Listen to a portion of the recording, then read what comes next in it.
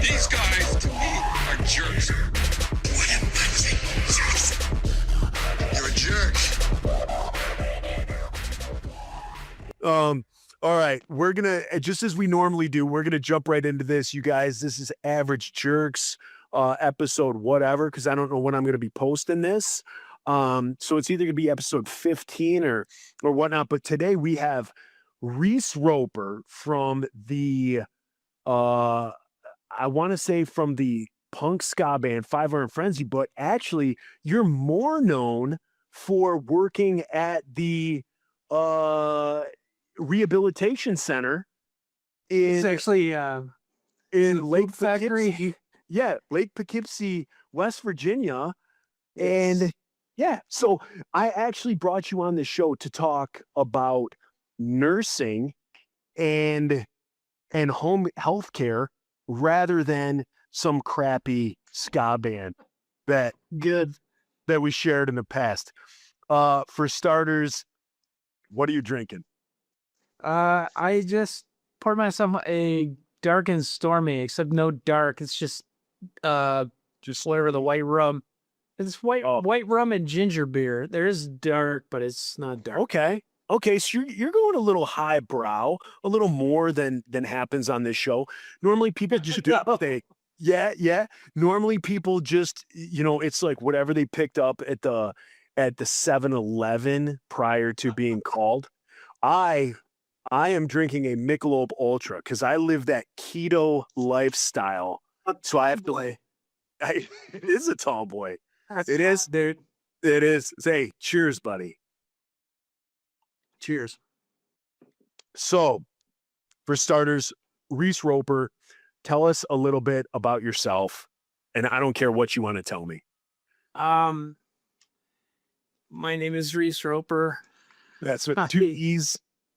2 E's. 2 E's, 1 P. 1 P. Now, Reese has 3 E's. It does. Roper has 2.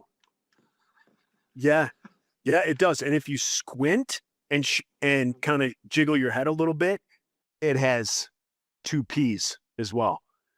Now, That's true. Reese, I want to say it took quite a bit to get you to be on this podcast, but it really didn't. I texted you at about 7 a.m.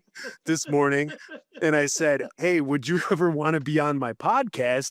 And you were like, yeah, anytime is fine. And I said, how about tonight? And you were like, yeah, that's fine. So it didn't really take more than that. It was hard. Yeah, which is amazing. And right off the rip, I want to let everybody know. So those people that are listening, Reese is the frontman for an amazing punk ska band called Five Iron Frenzy. I used to be in a band called The Insiders, and I want to just kind of go through because I have no what's it called, dignity. So when I go to post this, I'm going to hashtag every possible thing that is Five Iron Frenzy related. So your 30 million followers will listen to this podcast. This will probably be the most listened to podcast. Hashtag anal drip. Oh, That's which 5 Iron Frenzy. Which, speaking of, I had today. I had an My gosh, dude. I had it today. So I like to live the keto lifestyle. So a local pizza place, I don't know if it's local, I don't know if it's nationwide. It's called Marco's. Do you have that in where you are? I think we do, yeah. So Marco's Pizza came out with a thing called a pizza bowl, which a lot of restaurants have, right? So like Mexican places will have like a burrito bowl, things of that nature. This pizza place, Marco's, came out with a pizza bowl. So what it is it's like a little plastic, like lean cuisine, little tin, but it's plastic, so it's not tin. And what they do is there's no bread. They put down a layer of dysentery, then they put down a layer of marinara, and then mozzarella cheese, and whatever toppings you decide to pick. So, so today I thought this was going to be a fun, No bread. oh yeah, no bread to sop up all the E. coli. And so I thought this was just going to be a no brainer when it came to lunch. So I didn't take my lunch to work. I thought, you know what? I'm going to get one of these pizza bowls that Marco's is, doing, and it's going to be low carb and it's going to be all that. So I got it. And like I said, they basically what they do is they put down a thin layer of dysentery, then they put down marinara, mozzarella cheese, and then whatever you choose. So I chose the meat lovers, of course. Who wouldn't, right? That's always the go-to. Communists. That's who does not choose that. Yeah, exactly. And Scary. warlocks. If you're going to be Warlocks. communists and warlocks, don't choose the meat lovers. I choose So- veggie lovers. Oh, Or beet lovers.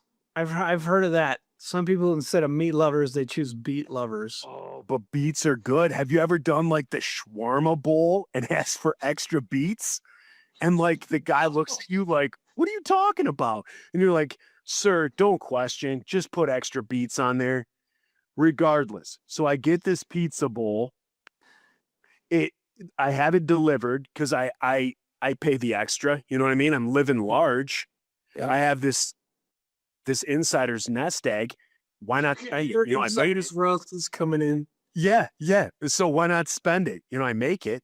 So I get the pizza, the quote unquote pizza.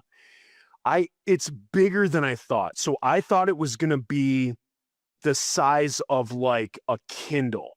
Or I know people might not. Bowl. That's a lot of meat and cheese. Well, I thought it was gonna be like the size of like a lean cuisine. Like a lean cuisine that you would get in the freezer section. Yeah. But when it came, it was actually like 8 by 11. Like it was about the size of a piece of paper and about 2 inches deep. Jeez, oh Pete. Yeah, it was a bit more than I thought. And so I only ate about a quarter of it. So I ate about a quarter of it. I'm like, this is good. This tastes good. It's good. Let me tell you something. Going back, we're going to circle back to the anal drip. About 20 minutes later, I had that rumbling in my tummy. Unlike any Winnie the Pooh episode you've ever watched, I had that rumble in the tummy. I'm at work. I have to go. I have like a private restroom at work. I go in there. It was like pouring a pot of hot coffee out of my anus. So it was just hot. It was just hot brown liquid. So that's what came out. And I was like, you got to be kidding me.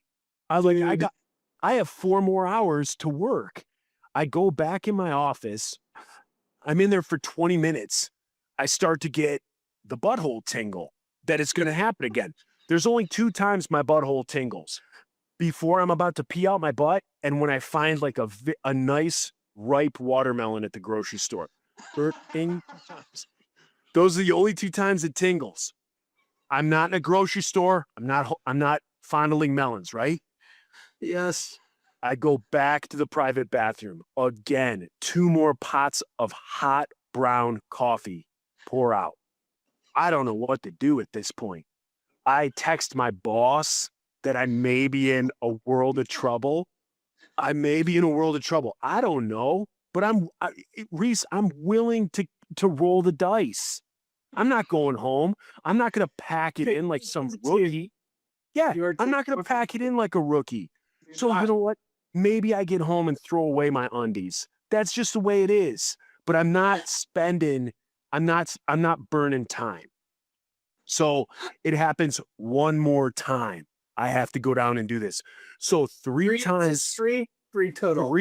Three within probably an hour and 10 minutes. So that's my story there with you bringing up anal drip. It hit close to home. It was almost like you were a tarot card reader, And so you hit close to home. You hit it, is what I'm saying. Yeah. I dabble in necromancy and reading tarot cards about anal drip. You know, you and ICP, you're in good company. So, Reese, me and you met. For those listening, like I said, you're legion of fans. There may be dozens of Insiders fans listening to this, but There's- legions of Five Iron fans. Let's not compare this because this is stupid. Oh, we're gonna compare. We're gonna compare. By the end of this, we're both gonna be showing our junk on the camera. We're gonna be comparing every aspect. You're probably gonna win. I got pool penis right now.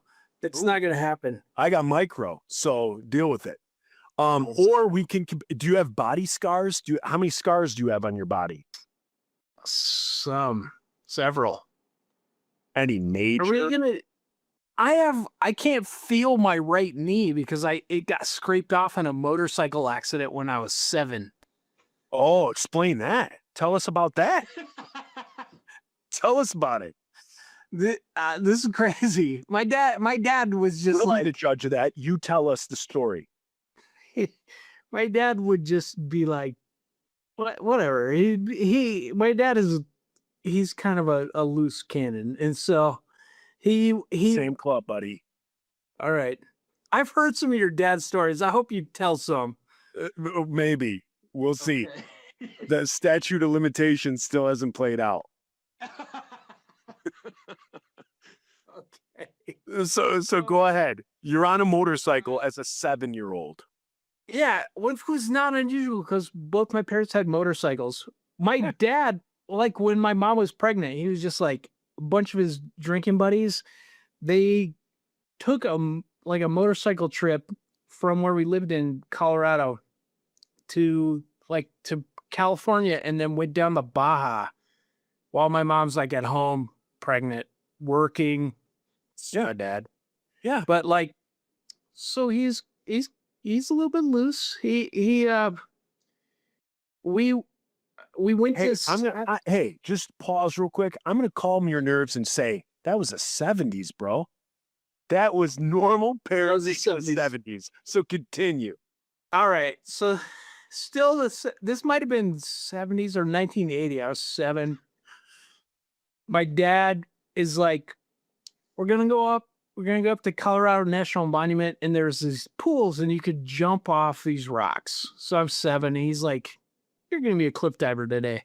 So we get on his Why not? whatever he had like a Yamaha 250, like a dirt bike. So we start driving, and Dad, he was like, it was dirt road, like these windy mountain roads, and I was like freaking the crap out. So he's totally taking these turns, leaning into it, and I'm like trying to stay vertical. Yeah. And it tipped the bike, and like all of the skin on my right knee was gone. Like it was just scraped off. Yeah. So my dad is like, all right, I've got a handkerchief. He like wraps the handkerchief around it, and we keep going. And then we went Like, don't cry about it. I'll get you a cheeseburger later. No, but there's like some point in there where I had to go to daycare, and a lady was just like, he's like, yeah, sometimes his bandage needs changed. It was. She's like, my old knee. She's like, getting my old knee. Is this a meniscus I'm seeing? I think this is a meniscus. Yeah. No, that's yeah. Good. Yeah, no. My big scar is, I don't think you've ever heard this story because I don't think we've been together since it happened. No, we need to be together more. We do. Yeah. But what I had here's my fun story was about 4 years ago. I've always kind of had digestive problems, and about 4 or 5 years ago, my digestive problems kind of started getting worse. And like I said, I've said it a million times, I like to live the ketogenic lifestyle. And so a couple years ago, I did the keto lifestyle, as I was living my life, and there's not a whole lot of fiber in that diet. And so like after about 3 or 4 days, like right under the right side of my rib cage started killing. I mean, it was hurting bad. And I'm like, man, what's going on? And I'm like, I wonder if this has anything to do with my diet. So I went off of keto and I'm like, I need a little bit more fiber and some whatever. It didn't get any better. Didn't get any better. Couple of days went by and my girlfriend, my wife now, but my girlfriend at the time, she was hanging out with me one night and all of a sudden I go to stand up and I buckle. I fall to my knees and I'm holding my side. And it was almost like I passed out and I'm like, Molly, this like I couldn't talk, I couldn't anything. It hurt so bad. So I'm like, call an ambulance. I gotta go to the hospital. And she's like, or maybe I said like, I need to go to the hospital, but I don't want an ambulance. So anyway, I get in her car and I'm telling her to speed to the hospital, like drive 60 miles an hour for the 2 miles to get to the hospital. She drives under the speed limit so she doesn't get pulled over. So the entire time I am like dying and I'm like yelling at her like, Molly, you don't get it. I'm about to die. And she's like, no, you're not. And I'm like, please give me the hospital as quick as you can. The speedometer never went over 33. We get to the hospital and they do the like normal, like, is it your, what's the thing that goes on everyone? Your gallbladder. Your So gallbladder. Yeah. So they run all these tests like on my gallbladder's fine. They run all this tests on my pancreas and everything like that. Everything's fine. They're just about to like release me from the hospital. Like, yeah, you're screwed. Like, whatever. We don't know what it is. And I just happened to tell like a nurse, like, I'm having trouble breathing. Like, I don't feel like I can get like a full breath. So she's like, wait, what? You know, it was like needle on the record player. So at that point, they take me in immediately for an x-ray of my chest. Like, why can't this guy breathe? And when they take me in and they do the x-ray, at the bottom of the x-ray, they see that my intestines there's something funky, like a blockage. So I immediately get prepped for surgery. They immediately put me into surgeries. And the gastro whoever, he told me, he cut me from like my sternum to like the base of my manhood, my family tree. Yeah, dude. I got cut from like here down. And he said that when they opened me up for this exploratory surgery to figure out like what this like blockage was, he said when they opened me up, my intestines like spun, like they untwisted, like they spun around. And he was like, Gosh. yeah. So over, I don't know how many years, I can only think back to when I started feeling really bad until the time that it happened. It was probably a 4-year span. So over the course of like 4 years, my intestines like twisted up like if you would hold, I don't know, a piece of dough at both ends and then spin it. That's what it did. So when they cut me open, they spun back to the way they were supposed to be. And then I didn't have any problems after that. The thing is, when I'm sitting in the hospital, they put that like vacuum down my nose. And I forget what it's called, like an NG tube or something. Yeah. And they put that thing down and all the crap that had like backed up in my stomach, they pumped Reese. I mean, I know you're a medical guy. Yeah. They pumped 14 liters. Are you kidding? 14 liters dude. of like this sludge. It looked like Hershey's No. chocolate syrup. They pumped it out of my stomach. So like Are my you stomach, kidding me? yeah, like none of this stuff could like get by my intestines. And so all this crap had like backed up. And I felt horrible for years, but I chalked it up as getting old. Like I'm like, when you get old, you feel like this. You feel like you're gonna die every day. Cause I'm You're a medical miracle. yeah, Dude. 14 liters of this garbage they Oh sucked out. Gosh. Yeah. So now, talking scars, now I have this huge scar on my abdomen. I have a friend who was shot in the stomach twice. He was shot, and my scar is worse than his. And he was shot in the stomach twice. No, that's so hardcore. How long were you in the hospital? I was in the hospital 8 days. My 40th birthday, I spent in the hospital, and then they were trying to get me out. They were trying to be like, hey, it's, he turns 40. Let's get him out of the hospital on his birthday. But in order to get out of the hospital, I forget what it is now. Poop. Yeah, I had to poop, Yeah. and I couldn't.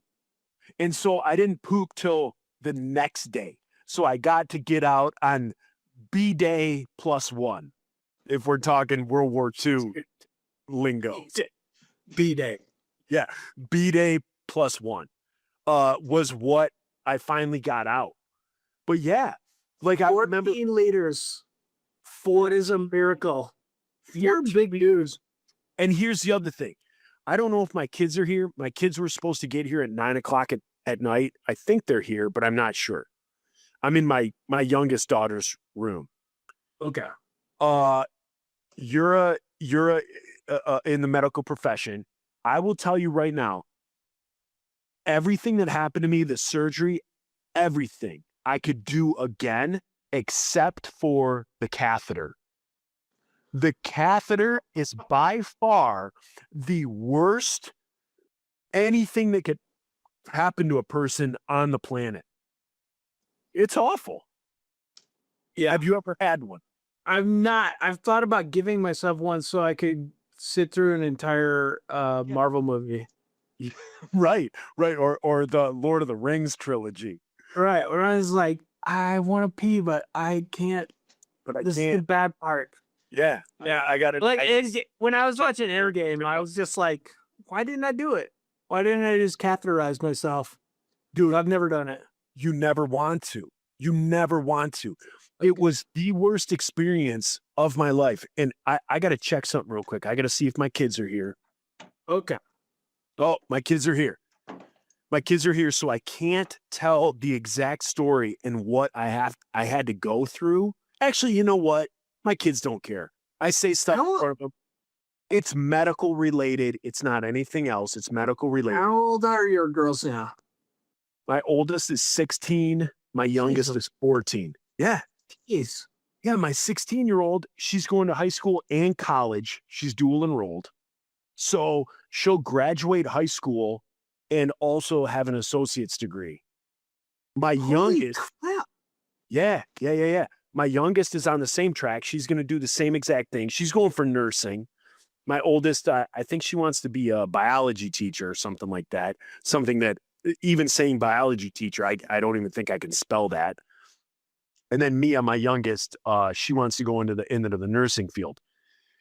But here's the thing. Here's the thing, and my kids are on the other side of the door, and they're going to hear it. But it's life and it's science. The catheter. When I came out of surgery, and I was like, I gotta pee, and I went to get out of bed, and I'm in this opiate daze. And they were like, you can pee in this hose you've got up your penis. Yeah, they're like, you don't have to go anywhere. Just let it go. And I'm like, what do you mean let it go? I'm not going to pee the bed. So I go to get out and I realize there is a tube that is vastly larger than the tube that God gave me inserted within me. It might as well been a garden hose. I had a garden hose hooked up to my junk. And so if there's people hearing this podcast right now that have had a catheter, you are cringing. You may be skipping ahead. You know my struggle. If you haven't had this and you're listening right now, you know what? I pray that you never have to deal with this. But it got to the point where finally the day came. Finally, the day came where they were going to take this thing out. Oh, so mind you, I go to get out and I see that this thing is within me and I pass out. At least did you yank it out? I didn't. I fainted. Good. Like I fainted in the bed and I was out. And I came to and I'm like, you got to take this out. And they're like, no, we're not going to. And I'm like, no, please take it out. Yada, yada. Anyway, fast forward like a week. Here I am. And they finally tell me we're gonna take this out. So they like press like the little button that releases like the bladder that's in it. And they go to yank it out. And it's exactly like Dumb and Dumber, if you ever saw that, without Jim Carrey and Jeff Daniels, like the other guys. No, maybe it is Dumb and Dumber with both of them where, yeah, Jeff Daniels is trying to yank the catheter out of Jim Carrey. Needless, mind you, I thought they were going to pull out about 9 inches of tubing. All right. The lady started coiling it up like you would an extension cord. The lady starts pulling it out and like wrapping it around her wrist and elbow. So again, I'm expecting there's 9 inches of tubing that extends into my body. There was about 40 feet of tubing that was inserted within me. They get to the end. There's a bit of a tug. They take it out. I never want to experience it again. It's awful. However, that is not the antithesis, if I'm even saying that word correctly, of what I had to deal with. So they don't tell you, and I'm telling you people right now, if you ever have to go through this, I am your truth and I am your sage. I went to use the bathroom, and this is the part that I hope my kids cover their ears if they're hearing. If not, they're going to hear the medical condition of their father. I went to use the restroom the first time after having my catheter removed. Yeah. I went to use the restroom. Nobody told me of this fun that was about to happen. As I started to pee, my wiener farted.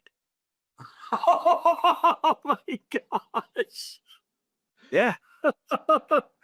Yeah, You queefed. I did. It was like you It's sat amazing. on a whoopee cushion. Oh my gosh. And it was So bad, dude. the sound and the feeling was ungodly. It was awful. It terrified me. So I finish up, I go back, I get back in my hospital bed. I don't want to say anything to anyone.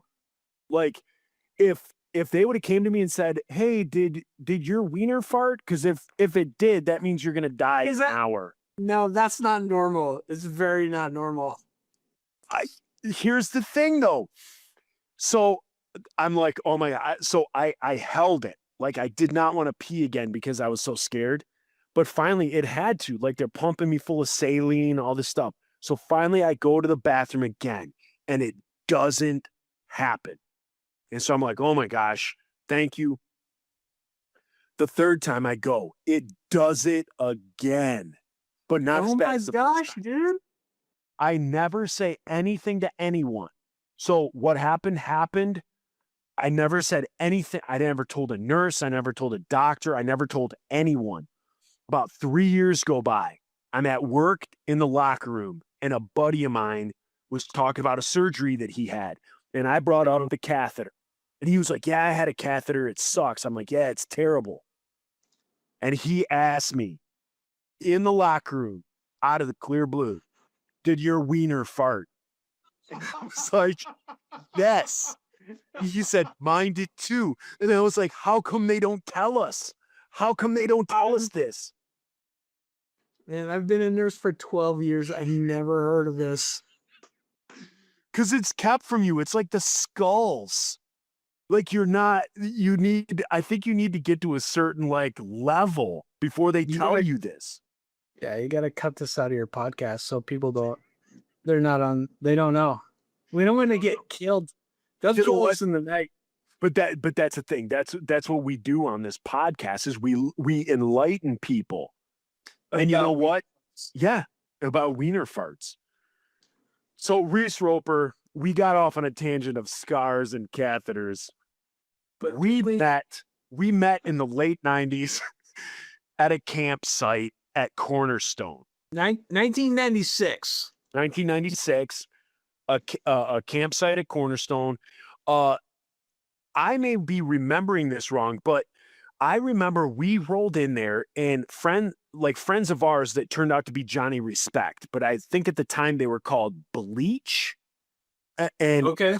they were called Bleach, but then when the actual Bleach band that we all know kind of came out before them, they changed their name to Johnny Respect.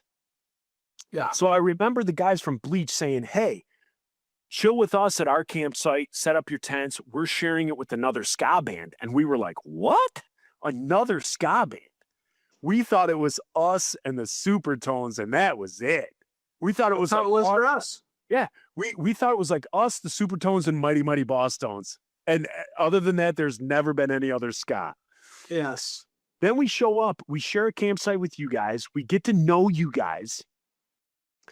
And one of the first memories I have is one night I get basically kidnapped. 5-minute walk. I think Frank Tate rented out a movie theater. He would rent out a movie theater every year. Yes. And I think it was the critically acclaimed Wild Wild West with Will Smith that we went to watch. And you were like, hey, do you want to come with us to this? I was like, nope, I don't. I've always been that person that like, I didn't feel like I was cool enough or whatever to hang out. So my default is like, hey, you guys go have fun. I'm going to sit here and do this because I've never in my entire life thought that like I'm worthy enough to hang out with like the cool kids. But like, I remember a couple of you guys from Five Iron and a couple of guys from the Supertones basically snatched me up, threw me in a van, and the next thing I knew, I was in whatever city was closest. What's that city called from Cornerstone? Bushnell. Bushnell. So we were in Bushnell at the movie theater. And it was at that point that we kind of like solidified like this relationship that I met you guys and all that stuff. And from then on, it was basically, you could say Five Iron and Insiders were the Tom Cruise and Katie Holmes, like just a power couple. Like we just rolled. I mean, correct me if I'm wrong. We just rolled through the Billboard 200. We've rolled through the Dove Awards. I mean, people couldn't get enough of us. No, we were like the redheaded stepchildren of Christian ska. There was the Supertones who were just the golden boys, Yeah, exactly. and then us. But what you say is you're like, well, actually what you just said is exactly true. And it brings me to the next thing. It was the Supertones that were like the golden calf of Christian music. Forget ska. Like they appealed to 45-year-old divorced women. Like, like Lorna at the insurance agency, 43-year-old Lorna who was divorced with 4 kids. She was buying Supertones tickets, to go see him that Friday. Then there was you guys that really played your cards right, that shopped yourself around and ended up with the golden ticket that was 5-minute walk. I don't think that was our success. I think we wrote songs that were super nerdy and about nerds, and now those people are computer programmers and doctors. Well, that is true. That is true. That is your line. Nonetheless, you guys came in a close second to the Supertones. And then when people talk of the Insiders, we're talked about in kind of a different arena. We're talked about like we're the third of the, they always called it like the top three, the three ska bands of Christian music. Supertones, 5 are Insiders. However, any record label that we signed to went bankrupt roughly within 2.5 months. You seriously had the shittiest luck with record labels. We did. I remember talking to Keith, like Keith and I at the campsite exchanged numbers. And I remember we got back from Cornerstone in 96. And I remember calling Keith, or Keith called me, and we were talking about label stuff. And he's like, you know what? 5 Minute Walk, I think we might be going with them, and they're interested in us. And like for us, it was like the Acme record company was interested in us. Brainstorm Alarma. Yeah, right. No, it was Gumshoe. Oh, that's right. It was Gumshoe that then became Brainstorm, which then became a lawsuit. And I mean, it was ridiculous. We went from you guys, like Supertones were steady, you guys were steady, and we went from like janky record label to janky, shady record label, like year after year. It was unbelievable. How many record labels were you on? We started off on Gumshoe. Gumshoe became Brainstorm Alarma. Yes. Which was sold then. So we had a lawsuit against them, which then KMG bought that. So we went from Gumshoe to Brainstorm to KMG. We got a one record release with Squint, Steve Taylor's label. So we did Scalleluja with Squint, went back to our normal, which was KMG. You went back to KMG? Yeah, because they bought out like our lawsuit. So they bought out our catalog.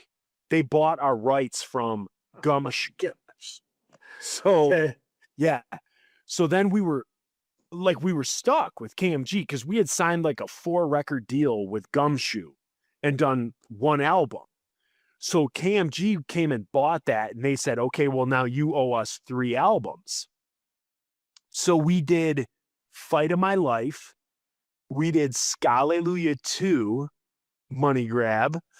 And then just to fulfill the contract, KMG, without us knowing, put out a Insider's Greatest Hits.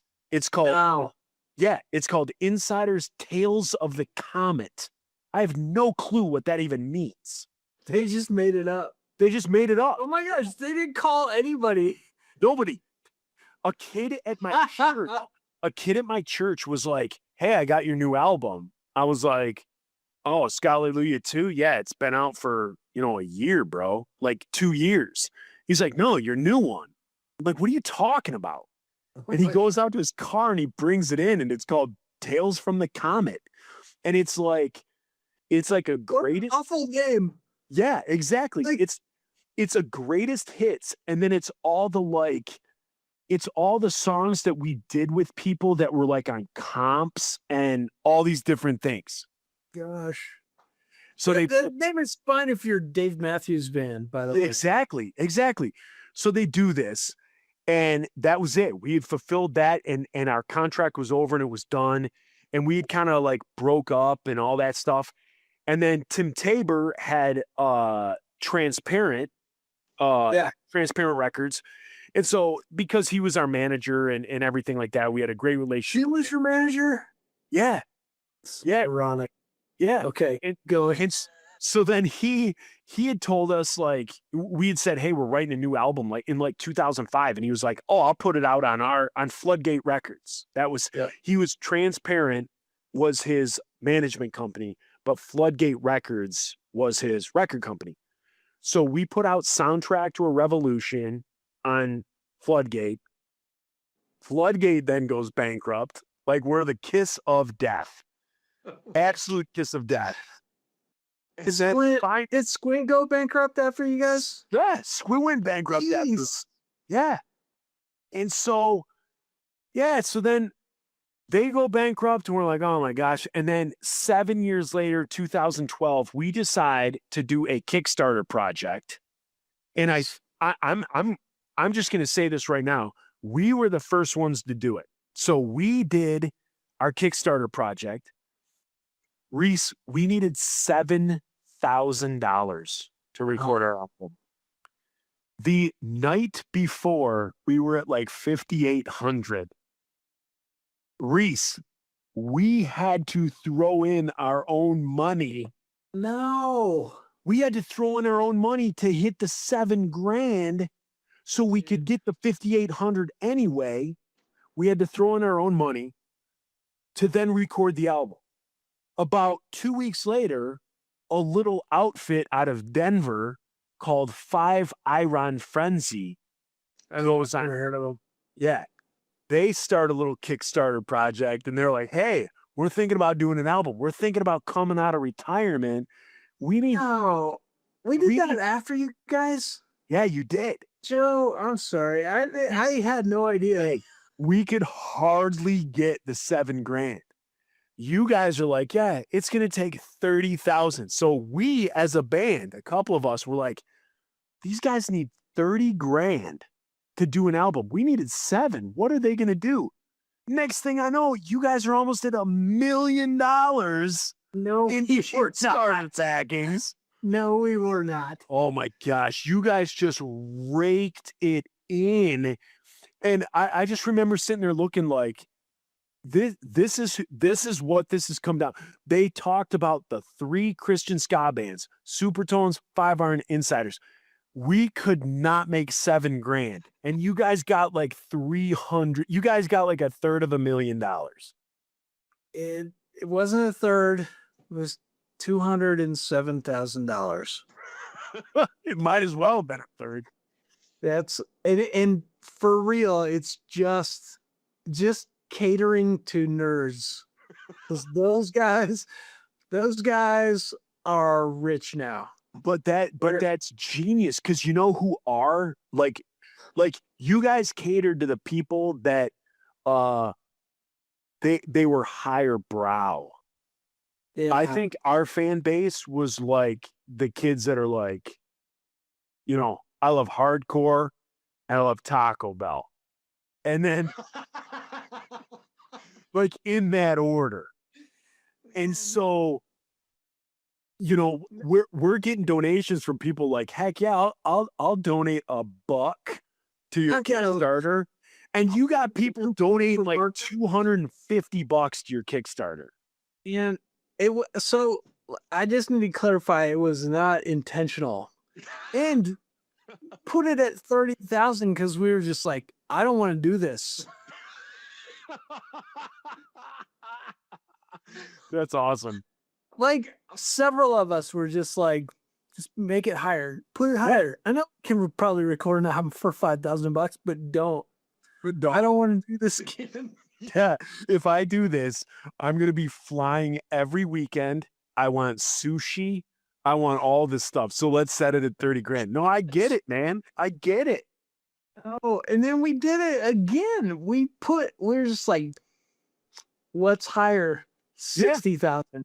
We'll not make this. Not the second time. Like our shows were totally nosediving. Like it was getting smaller and smaller. And then we did it again, and I feel stupid. Thank God for COVID. I don't have to do any flyout shows. You know what? And your Facebook page, the I Hate Five Iron Frenzy, I think I was the 3rd person that joined that group. Yeah. And that group I mean, you can just sit there. It's unbelievable. I'm going to tell you right now, with you being on this podcast, I'm going to post it on that. And we get 300 listens a week on this podcast. I'm going to post it on I Hate Five Iron Frenzy. We're going to have 10,000 listens this week. You should have more than that. Well, your podcast is amazing. Yeah, right. No, but you and I were, I started it. I don't remember who was number 2. Probably Bill, who's the other administrator. Right. I think all 3 of us actually hate Five Iron Frenzy. It's So good company. I think Matt Morginski was number 4. He's in there. It's like He's a- strip ups, guys. Yeah, he's in there somewhere.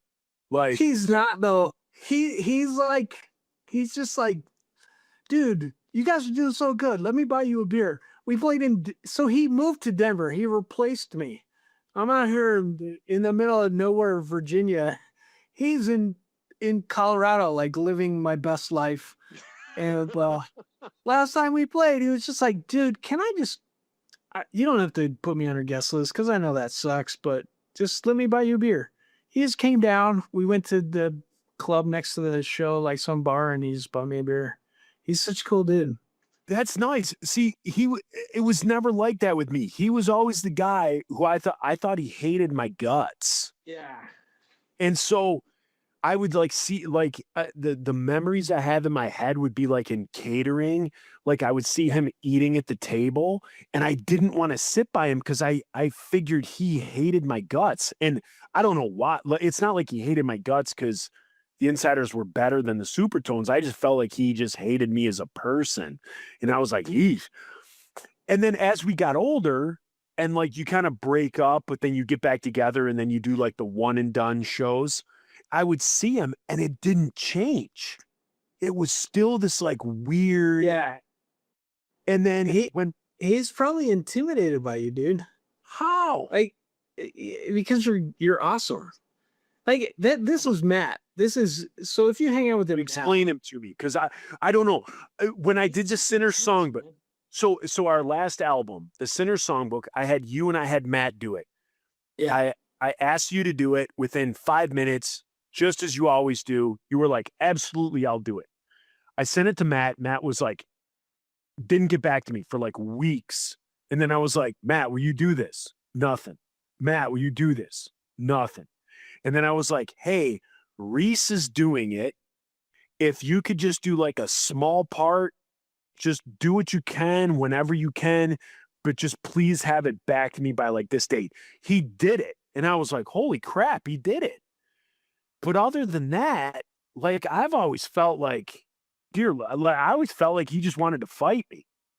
No, he's just like, I think he's always just, he's very analytical. So he's always just puzzling through shit in his head. He may be somewhere on the autism spectrum. Now, I hope you don't hear this. Yeah, but like, so back in the day, just super intense because he was always just like trying to figure out, to me, this is what it seemed like. He's always trying to figure out social interactions and his band was huge. You know, they were playing stadiums. Yeah. And, you know, here's us, both of our bands, we're small time. And so you go talk to him and I feel like he at the time was just like thinking through like, well, what does this mean? What is happening? What is this person talking to me about? What do I have to do? Now he's like a pastor in Denver. He's so chill. He has He's still in none of Denver? that on his shoulder. Yeah. Is he still in Denver or is he in Nashville? I thought he moved to Nashville. Did he? I think he's in Nashville.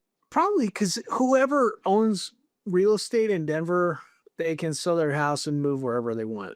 Yeah, can- pretty much. They legalized weed and it went so high. Our house that we sold, which was 750 square feet with a partially finished basement that you couldn't claim, it just sold for like $650,000. What? Dude, that's Yes. like Hawaii. That's like Right. Hawaii prices. Yes, this is part of why my marriage is failing because I bring this up often. I'll be like, "Hi, I don't want to talk about times that I'm right with you. I don't want to rub this stuff in, but Yeah. remember that time I was like, we should rent out our house in Denver? Remember that time? No. That's like a throat punch. Oh, Yeah. absolutely. Yeah, dude. The Denver prices are like Hawaii. People are like, their families have owned like houses in Hawaii on the beach for centuries. And then all of a sudden one day they're like, they light up that cigarette and they're like, you know what? Let's sell this sucker for $4 million and move to East LA. And you know what I mean? And all their kids, if you live in Hawaii and you move to the States, your kid ends up the starting right tackle for whatever local college, university, University of Utah, UCLA. There's always some big Samoan left tackle that, their family sold their place 2 years ago and they're millionaires because of that property. Maybe if they can make it to the NFL, they can buy it back. Maybe. My kids already hate me. I can't imagine how much they would hate me if I sold their birthright. Yeah. Remember, hey, look at that beach. That used to be yours, but I sold. Yeah. You see this area? It's like a slice of heaven that everyone on the planet wants to live on. Yeah, we sold it to get cash, and now we live in Reno. We have a PlayStation 5. Yeah, It's we have a fine. PlayStation 5. Your older brother, your older Samoan brother, is the second string left tackle for University of Reno. He needs to start working harder so he can get that win. Exactly. So I want to ask you something, because me and you are together on this, man. And what I hope that this podcast is doing is I hear Jeff and I hear you on other podcasts and everything is so sterile. Tell me how you guys got your name. Tell me how you did this. Tell me how you did this. And I hear, Lenore telling her, perfectly scripted, answers to make everything like copacetic. What I want to hear from you, because I have some answers here. What are your biggest regrets of the 90s, of touring in the 90s? And if you don't know a jumping off point, I can give you mine. I just like I don't have regrets for touring. I thought it was so much fun. I'll give you mine just for a jumping off point. Let's hear it. My biggest regret of the 90s is going to Anytown, USA, and charging $6,000 to play for a youth group that maybe a church, their youth group, maybe, with their tithes and stuff like that, had $2,000 in the bank, and that church would ask other churches in the city and surrounding areas, hey, would you guys all throw in money so we could bring in this tour? And then we would come in and we would take their money and we would play their show, and it would leave youth groups, it would leave youth pastors, it would leave everybody bankrupt. That's my biggest regret. Yeah. I feel like I want to say we didn't do that, but we tried not to. I think there was times when we were just like, well, I guess we're not getting paid. Like where we just be like, don't do that. The guy'd be in there crying, the guy who did the tour, and you just be like, all right, man, well just pay us for gas. Reese, we had a show one time. This is cards on the table, man. When people are listening to this podcast, this is the truth. We had a show one time. A guy had to sell his car to pay us. Dude. He had to sell his car because he was like, I'm going to book this tour. I'm going to do this. I'm going to do that. And we're going to have minimum 5,000 people at the show at $10 a head. Yeah. And then it's the insiders. It's not 5 Iron. It's not Super Tones. It's Fine Art did not sell shows like that, by the way. whatever, dude. And so all of a sudden, the show rolls around, and there's 150 kids there, and he's thinking 5,000. And there's 150 kids. And so he's like, oh, crap. Yeah. And then all the finances. That's what kills me, is I think that, like, we lived through that 90s Christian music scene. That was an amazing scene. Right. It was an amazing scene as far as like what it was. But the problem was the behind the scenes and the paying for shows and all these different things. Man, we smoked so many youth groups for like their cash. And I feel horrible about it.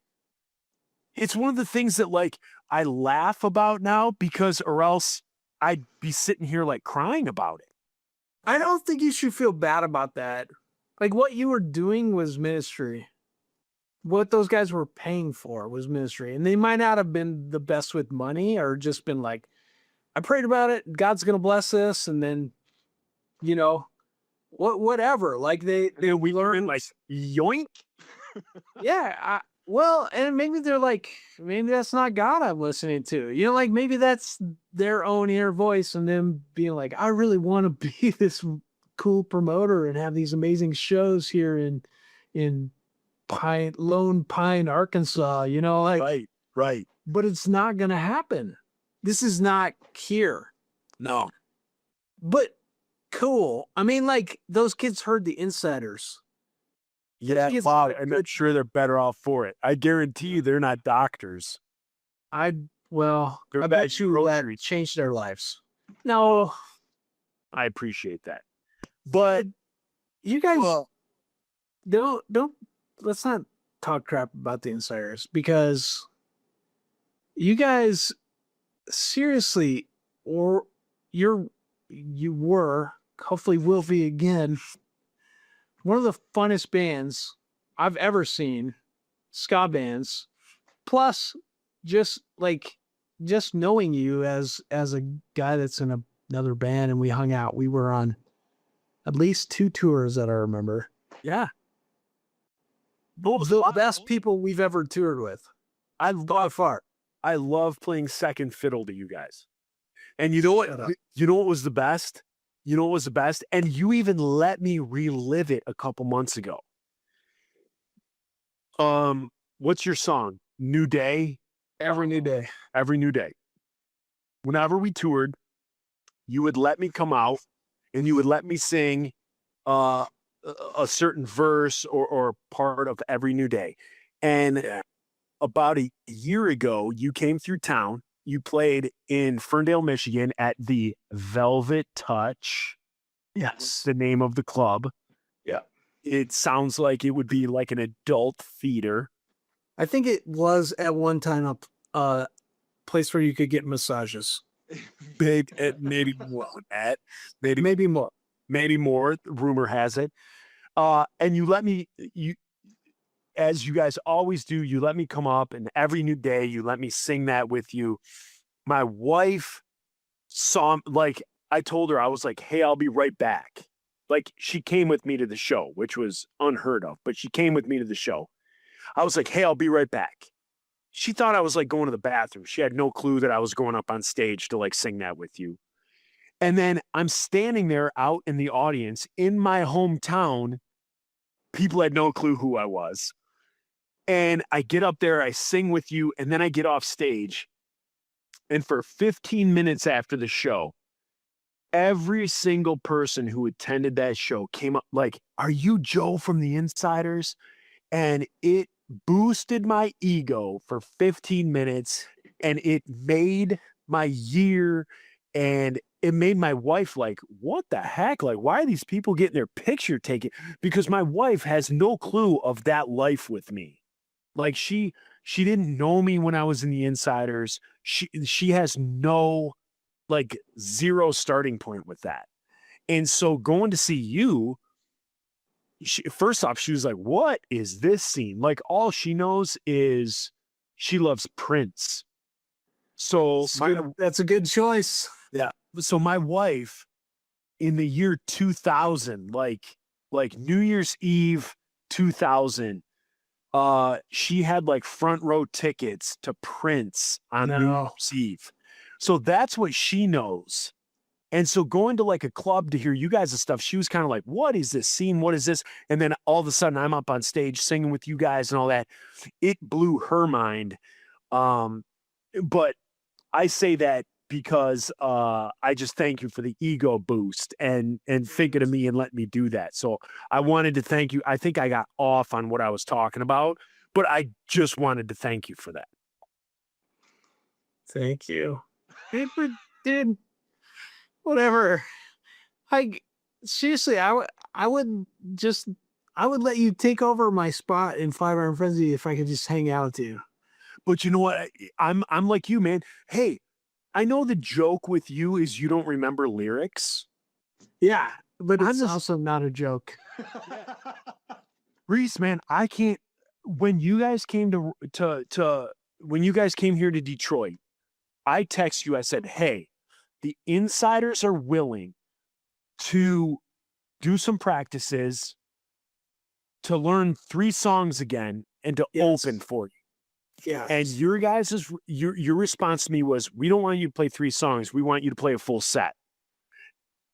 My retort to that was, "We can't play a full set. Like, I cannot remember the lyrics of the songs that I wrote. And even our latest album, if you were to ask me when our latest album, which is the Sinner Songbook, came out, I'd say, I don't know, 3 years ago. It was 2012. Which is 3 years ago. Let's be honest. Right. So It's 8 years ago, right. 8, 9 years ago was when that album came out. And I feel like it came out 2 years ago.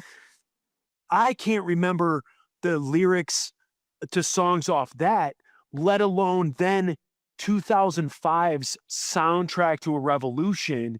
And then prior to that, Yeah. 1998's, Scalleluja or Fight of My Lip. Forget it. I can't remember lyrics anymore. I can't do it. Some of it comes back. It's muscle memory. Like, it just will be automatic. But here's my problem is we have all these new songs we don't play a lot.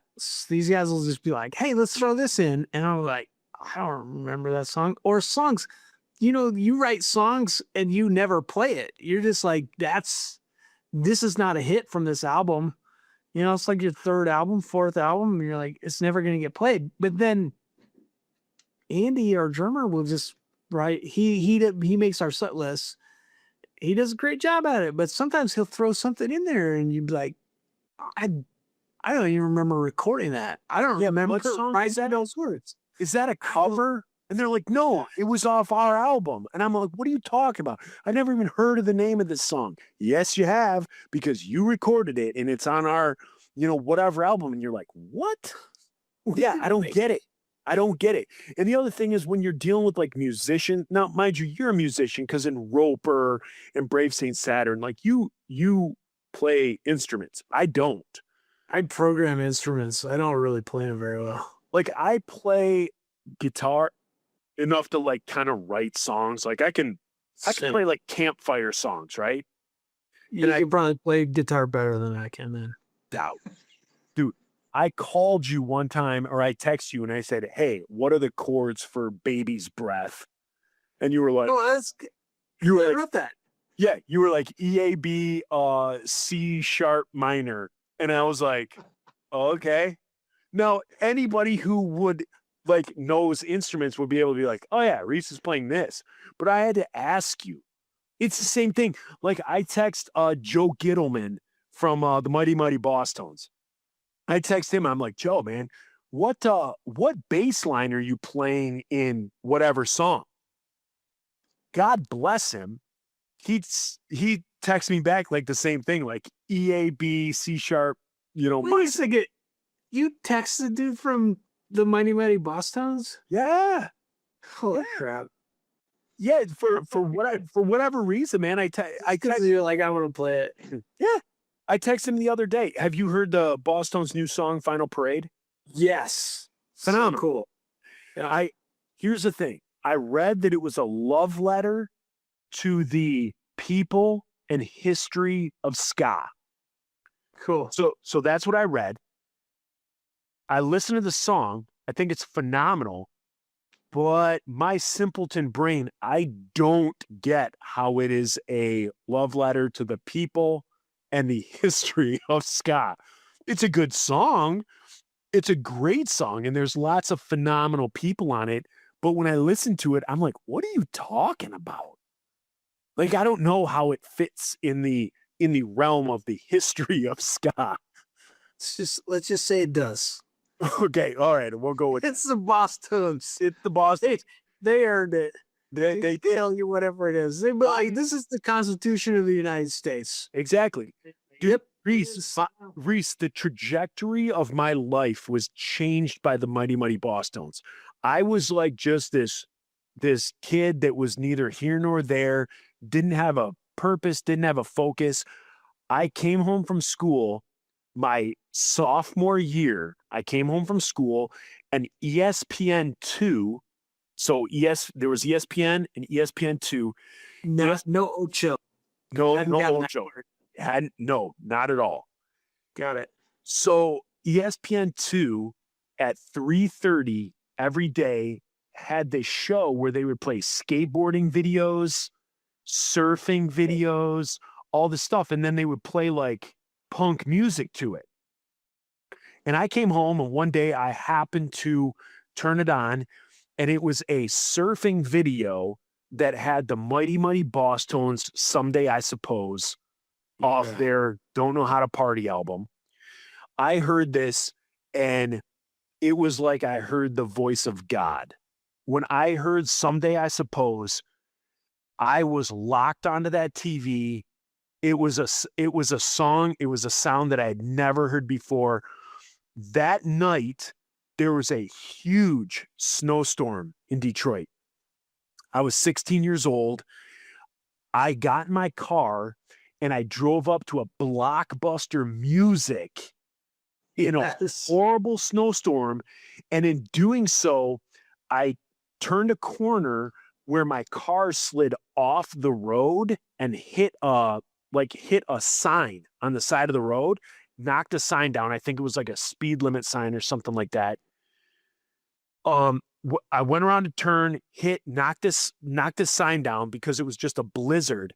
And I didn't do anything. I didn't call the cops. I got back out on the road. Drove the next 3 blocks to the Blockbuster Music, went in, and I'm looking for it, can't find it. So this kid, like this punk kid wearing like the Blockbuster Music, like blue vest, comes up to me. He's like, do you need help finding something? And here I am again, 16 years old.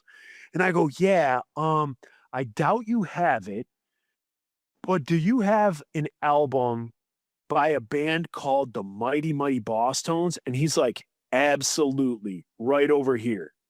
He takes me over. I grabbed the cassette tape of Don't Know How to Party, and it changed my life. From that point on, Reese, there is not a day goes by where I don't listen to ska. I still to this day. Now, mind you, Joe.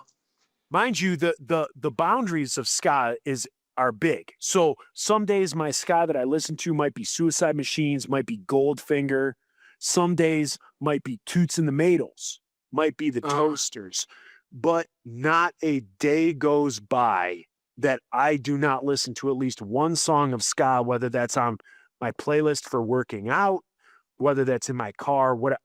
Ska is it. The Bosstones and Someday I Suppose grab me. That's so amazing. Yeah, it's craziness. So, like about 1998, I think most of our band was so burned out on ska, we just stopped listening to it. yeah, Except for Brad, our trumpet player. Brad always kept the flame going. He loves ska. he seemed like the one. Like when we would go out on tour, he would always have like T-shirts and stuff like that. And we were like, okay, he's got his ear to the ground as to what's going on. No, He's still like that. that's awesome. As of lately, that the ska movie, like that documentary that Yes. Lenore was in, that got me hooked back up with Chuck Wren of Jump Up Records in Chicago. Yeah. And so last year, after doing that, after seeing that movie, kind of relight my fire for like new ska and like the new bands that are coming out, I joined Jump Up Records, again out of Chicago. They have a ska album of the month. And so like on vinyl. And so Really? yeah, just like everyone else my age, I turned 40 years old, and my midlife crisis, I bought a record player. And so, you know, I've yeah, Right there. exactly, brother. So I've, you know, all these bands, all these albums that I loved in the 90s and like were my growing up go-tos, I've, you know, bought them on vinyl, listened to them, love them. Jump Up Records has the ska vinyl of the month. And so twice a year, they don't do it where you get one a month. Twice a year, you get like 6 to 10. Like they don't shy away. It might be the Get album. them all at once. Yeah, it might be the album of the month, but like you might get in January, you might get 10 ska, like new ska vinyl albums. And then in August, you might get another 10. And so I signed up for this thing and I got all these albums and I'm starting to hear like new stuff and all that. Man, I just love it. It's not something that's corny to me.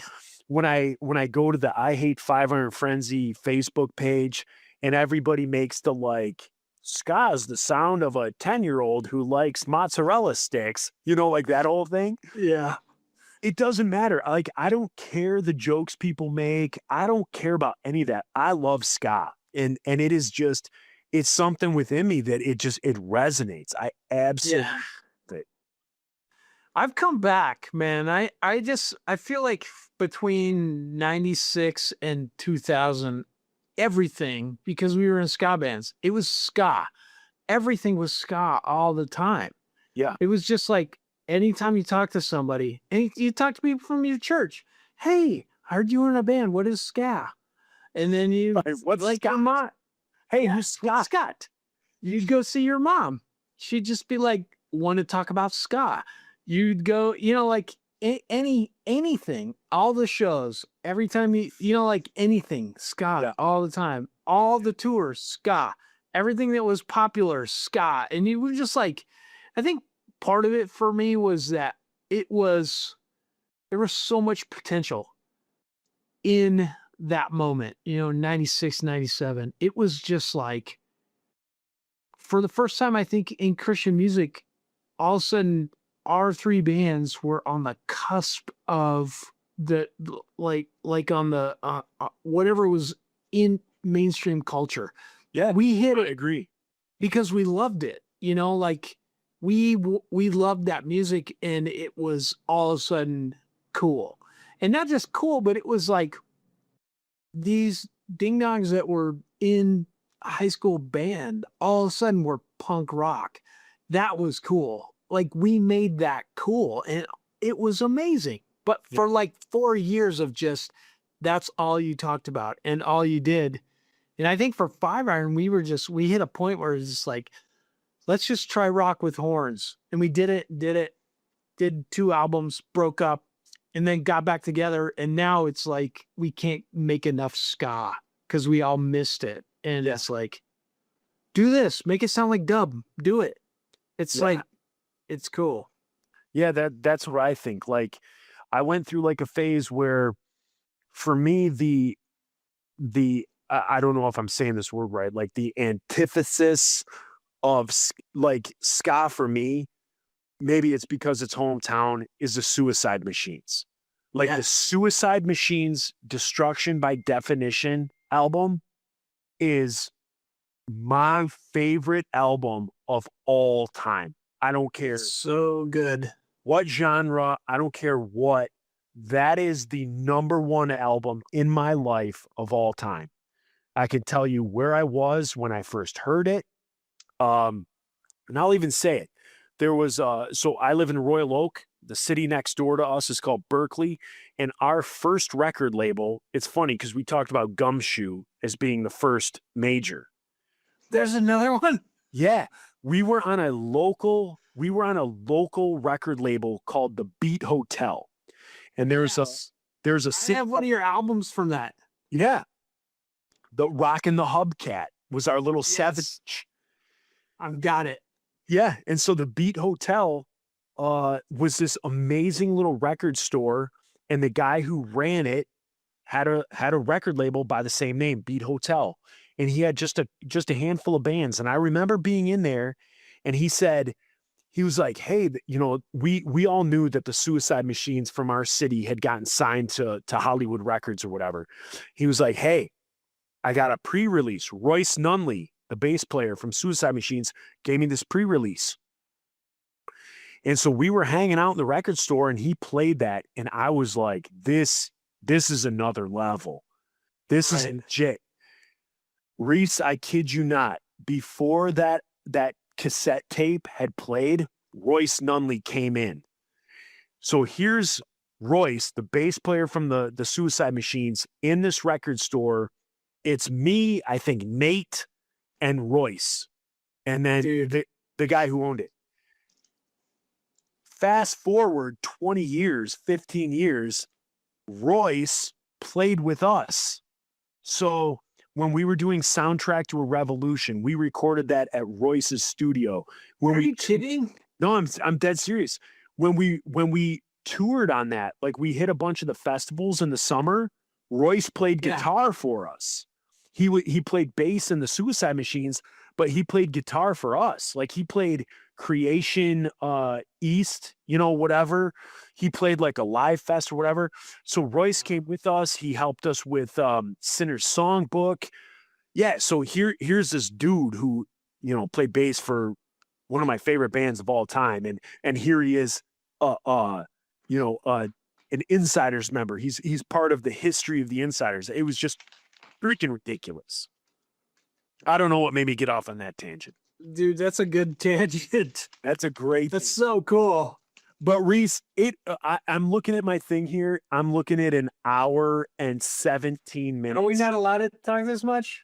I don't think so. I've used up too much of your time. This is fine. I'm gonna go get another drink. Okay. Here. Then Hold on. Then I'm gonna go take a leak, and then I'll be back.